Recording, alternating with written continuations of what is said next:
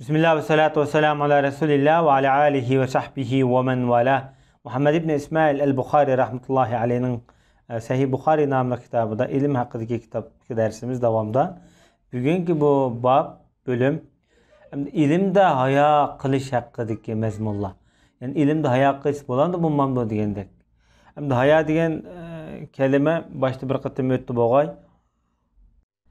Bir narsanın endişkiga vaqtida, yoki ensirgan vaqtida, yoki ayıplangan vaqtida, masalan, bir xil odamniki ichki dunyosidagi bir o'zgarish ahvolotlar, masalan, ahvollarda. Lekin bu yerda hayo atalg'usi bilan, masalan, ba'zi odamniki obrazdagi, shaxsiyatidagi, masalan, ojizlikmi, g'ururlikmi bu yerda hayo deb atalgan. Bu ilimdeki haya, bu haya umum cihetten mutlak noktadan ilbitqa vaqtida güzel bir xislat bo'lgan bo'lsa-mu, ammo ilmga nisbatan ilbitqa vaqtida bu haya yaxshi sifat emas. Chunki bu odamdagi ojizlik, psixik obrazlik ojizlik bo'ladi bu. Haqiqiy haya atalg'usi bilan bu yerdagi ko'chma ma'nodagi haya atalg'usi bu yerda sal farqli. Agar haqiqiy haya ma'nosi bo'lsa, bu maqtashga arziydigan yaxshi go'zal xislatlardir. Ilmga nisbatan haya qilish bo'lsa, u odamdagi haya bo'lmasdan bir xil bir ojizlik, psixik bir xil ojiz tuyg'un deymiz. Shunlashqa Imom Mujohid rahmatullohi alayhi shundoq degan. Imom Mujohid bo'lsa, islom dunyosida ayni vaqtida o'tgan nihoyatda buyuk olimlardan bo'lib, tafsir ilmida. Bu kişinin şundak bir akliye sözü bakındı. Hayakar adam ilim ügüdenmez, kibirva adam şundak degenken. Bu yerdeki mesela istikbar, yak mustekbir degen mezmun, mesela özünki kalbide, yak nefside, özün sel yugarak, bilimden çağılıp alıngan, özün şu sorunda çıp gitmem mu deydigan, şeytani xiyal ile yaşaydıganlar. Bunda özün çoğun tutmağa vaxtıda bu adam mengü nadallık halette devam ediyor. Bu nadallık dünyada mı, ahirette mi insana xarlık ve xorluk edip bildiğin yaman bir akıbetlik bir evvel. İmam Ebu Hanif rahmetullahi aleyh en büyük ulema İslam tarihinde ötken. Bu adamdan başkalar sorgan kendi.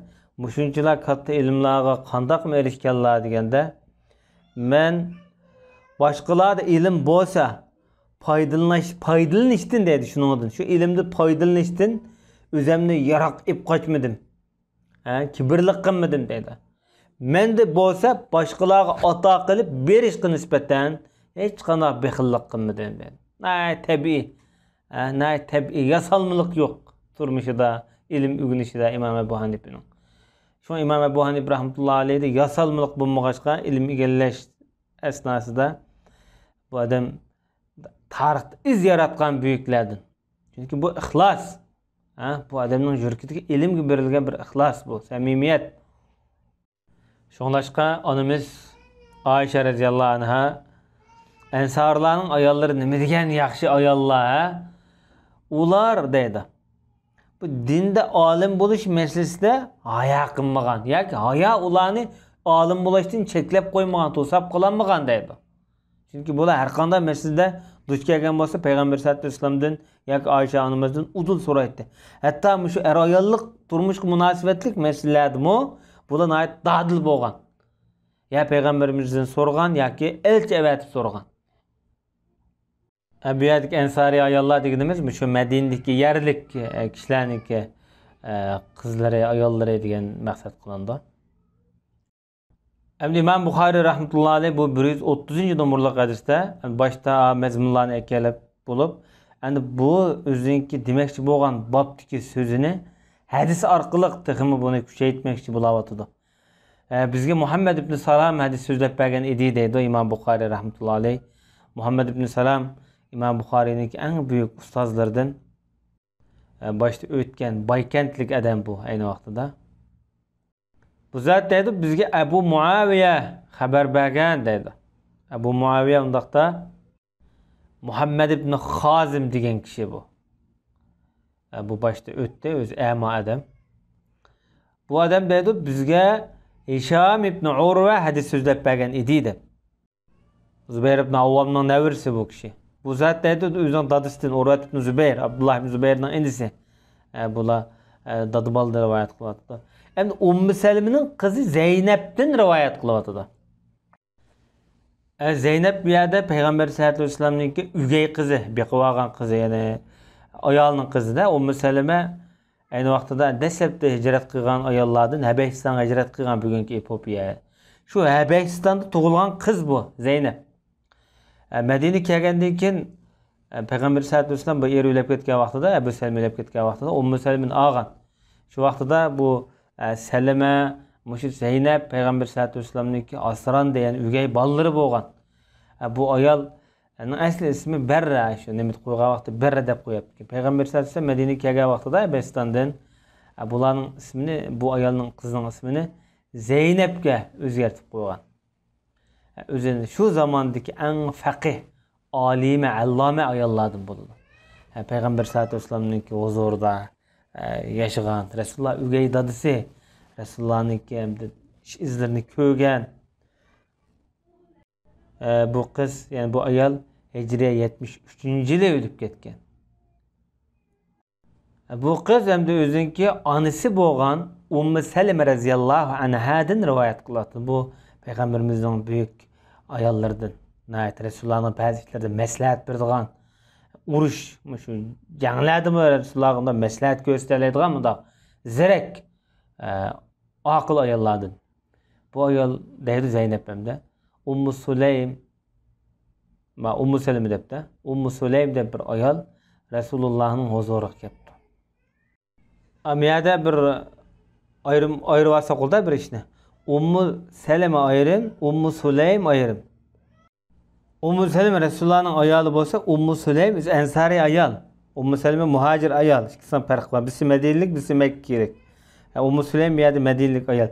Anas ibn Malik'nin anısı. Peygamberimizin hizmetçisi bolgan Anas ibn Malik'nin anısı oldu. Bu ayal depti de ya Resulallah Allah Teala hakikaten hak işten haya kılmaydı. Hak degen bir yerde doğru iş, durus işten haya kılmaydı deydi. Emele işten demekçi de. Şimdi bu ayalınki suali tövendikçe ayal kişi ihtilam bolsumu gusl kılamdı yani jünamdı dedi. İhtilam bizim tilimizde adetlenip kelgen yani şeytanatlap kılış degen. Bu esli mi da uykudaki cünabet haleti. Cünabet haleti.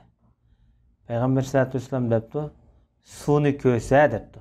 Ondaqda su köse gusl kılıdı. Bunda degene şu kiyim iştini köstürü yolu olgan bolsa işte suyuqluk çıkkan bolsa bu jüniş gerek depti. Ümmü Selime şunda derhal yüzünü yepip aldı dedi. Ben hıcıl olup kettim daha degen geptin. O ayal dedi ki ya Resulallah ayal kişi mi ihtilam bulamdı? Yani bizim tilimiz elip yesek şeytan atlamdı. Degen he. Kolan topuk buğlansın dedi Peygamberimiz. Bu hem de Araplarınki aynı vaxtlarda bir işine naitlik bir xil tecrüblengen vaxtıda deyildiğin söz herkismi bunda beddua emas. Kolan kursun degендek mezmununu ifadelemeydi. Yani bereket tapqın degендek mezmunda. Undaqda bala onaga qanday mı oxşaydı? İhtilam bu müsaade Peygamberimiz bu yerde sebep netice alaqasını bu yerde bekitip atıdı. Bu yerdeki bazı hadislerde mesela ayol kishininki şu meni suyuqliqi qaysini besib tushsa shu ashundan törelme ya bala ya o'g'il qiz bo'lsin shu suy burun kelganga yoki suysal g'olib kelganga o'xshaydi degan hadislar bo'lgan. Buni ikki nuqtadan tushuntirilganda birinchidan masalan suy burun kelish yoki bo'lmasa suyi erning suyini yoki ayol erning suyini deb besib ketgan munpul qilib olgan aralashma altida bo'lgan vaqtida ya'ni shu tarafga o'xshaydi degan. Shunga bir qism ulamolar ayol kishining suyi kishining suyidan işip ketse, örlü varsa, üstün kelse, bala ana tarafının tağılırga, ana taraf tağılırga okşaydı. Eğer erinin suyu, ayol kişinin suyunu besip düşse, yani özünki dada taraf tağılırga okşaydı.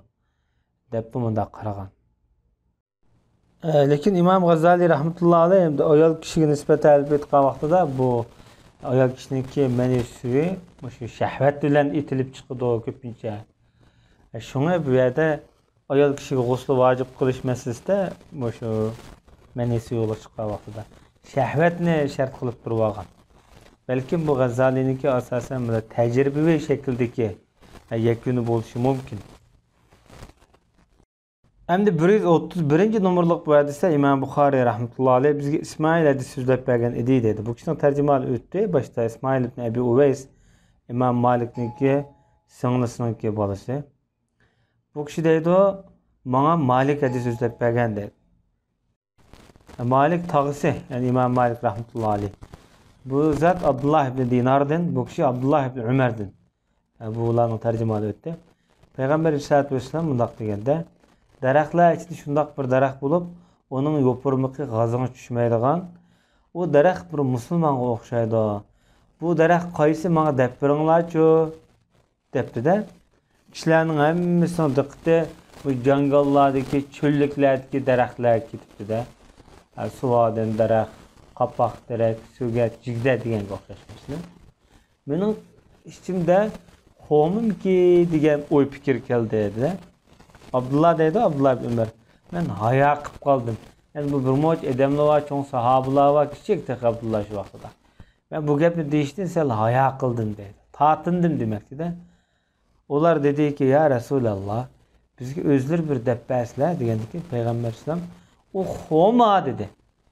Abdullah dedi, hem de ben kiyen, dadamga muşu konumu düşken ay tuygunu debbesem, dadam dedi ki, hey kaşki bir diyen bolsan çu balam, diyen bolsan manda işladım yaxşı etti dedi. Yani Ömer ibn Hattab Peygamber sallallahu aleyhi ve sellem'ninki oldu da bir balısının bir akli kabiliyeti namayan bolsa, bunun bir xil xursellik his qilmoqchi. Tabii bir dadı bo'ldigan bir tuyg'u bu. Balısıdaki bir akıl idrakni his qilgan vaqtida bir faxrlanish, bir sharaf his qilish bo'ladi odatda. Belki Ömer ibn Hattab'ninki tuyg'usi mu hamda dadılık e'tibori bilan shundoq tuyg'u bo'lsa kerak. Ulamolar bu hadis qarta başta bir qatim o'tdi bo'g'ay bu hadis. Ulamolar bu hadis qarta hamda turli tushunchalarni o'ttirib qo'yib, bu hadisdan bir odam o'ziniki balasining ilmiy namoyandalaridan xursand bo'lish, boshqalar oldida bir uniki ilmi namoyan bo'lsa, julalasa buningga bir xushal bo'lish, hatto Ayşening bilmini namoyan qilish uchun herisman bo'lish, bu mu yo'lliq ishlar, bu xushal bo'lishmi yo'lliq ishlar deb bunda qarabdi. Undan boshqa balki Peygamber sallallohu alayhi vasallam shu to'g'ri javobdan Rasulullahning bir xursand bo'lganligini ko'rish arzusi bo'lishi mumkin Umarning degchilan bo'pti. Balki shu asosida duo qilib qo'yishi mumkin. Yana birisi hamda dunyoda bir insonning eng boyligi bir muvaffaqiyat qozongan bir bola. Dinda, ilmda, iman, e'tiqodda, adab, fazilatda muvaffaqiyatga erishgan bo'lib, shu ilm, imonda muvaffaqiyatga erishgan bir bola, farzand eng insonlikka eng cho'ng boyligi. Shunga Ömer ibn Hattab nima deydi degan vaqtida, sening shu gapni degining bolam, menga manda narsalarni so'mlik edi dedi. Balkim bu yerda nimligini demabdi, katta bir dunyoviy boyliqlarniki gapini qilgan bo'lishi mumkin Hazrat Ömer. Balki mashta tog'dek oltinlarni menga so'mlikdi degan bo'lishi mumkin, vallohu alam. Ve sallallahu ala nebiyyina Muhammed ve ala alihi ve sahbihi ecma'in.